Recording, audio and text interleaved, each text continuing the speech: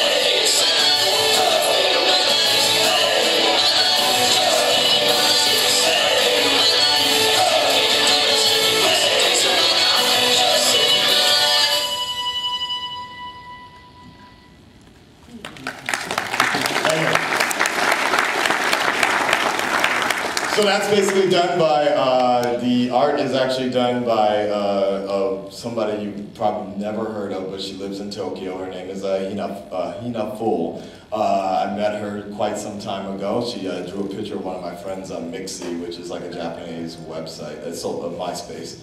And so I just kind of pitched her this story of this guy that I kind of got this idea. It started to manifest last year at Anime Expo when we gave away a trip to Japan the first time around. And it's basically about this guy named Rene, and he's just an American guy, really average guy. I always hated, like, when I was young, I really liked the Tenchi Muyo stories, but then it started to become really repetitive. Tenchi Muyo turned to Love Hina, which turned to Negima, which turned to like basically the same practical virgin boy meets sexy, 7 sexy women type of story thing, and never really had any, you know, gonas. But basically, it's really about this guy named Rene. He's the only male in his family. He has 3 older sisters, but he has 3 sisters here, but yet he's the shortest one of all of them, and he doesn't really have a father, and really average guy. You know, he's not really geeky, and he's not really that cool. He's just kind of straight down the middle, basically floating through life. one day at Anime Expo, he runs into this girl. This Japanese girl, has a great conversation, great moment with her for a while, even though they don't really understand each other's language. He's a big fan of this series called Dark Ronin, which is another original, basically, kind of like a Batman Spawn meets Doctor Doom type of story, but it's a manga. Yeah, I know, that didn't make sense either. Nevertheless, yeah, he runs into this girl only by basically the knowledge of the power of his fan subs. And the knowledge of Japanese he's picked up from there, he's able to have a kind of conversation with her, basically. But essentially, they have this great moment, and she's like, "Well, if you ever come to Japan, please look me up like that." He's like, "Yeah, it's like $1 billion. I can't." Yeah, okay, but it was nice to meet you. Goes to this concert, and little does he know that same girl that he meets in the aisles of Anime Expo happens to be the J-pop princess of Japan, and she's doing a promotion, a concert at Anime Expo. And it's right after she gets on stage that he realizes that he was also entered to win a trip to Japan, and wins that very trip to Japan. So, thank you.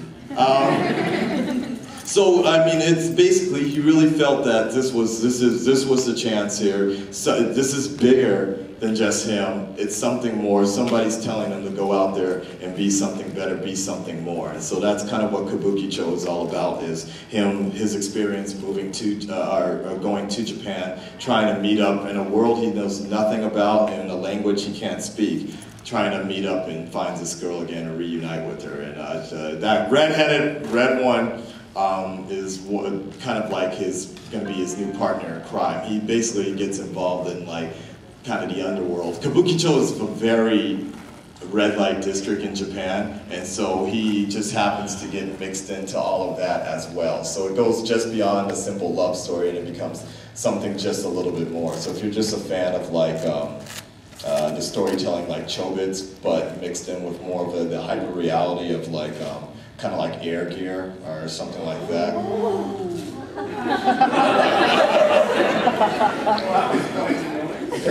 think I'm gonna have to go read Air Gear now.